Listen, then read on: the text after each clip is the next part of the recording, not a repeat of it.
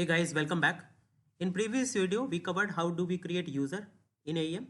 In this video, we will cover how can we create groups.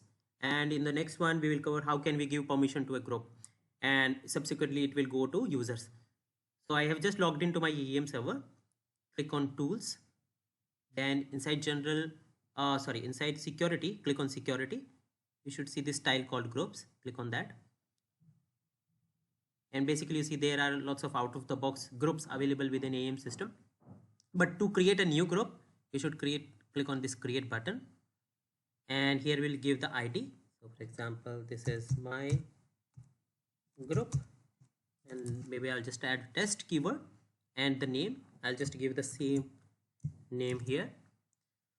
Some description to it. We can upload photo, basically just a thumbnail, and the member section, we can add members to this group. So in our previous video, we created a user. Let's find it.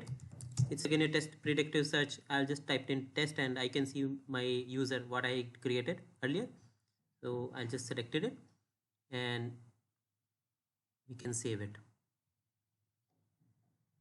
Now once the group is created, so maybe I'll just search my test. Yeah, this group is created and it's not published. It means it's just on author environment, and it also tells how many members are associated with this group, and when it was modified, administrator has modified it. So some good information. We can select this group and then we can copy it, paste it to create a new group, and while pasting it we can rename it, we can delete it, we can activate it, we can deactivate.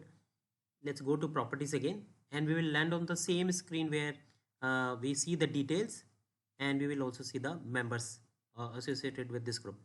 So that's it in this video. Stay connected. Thank you so much for watching.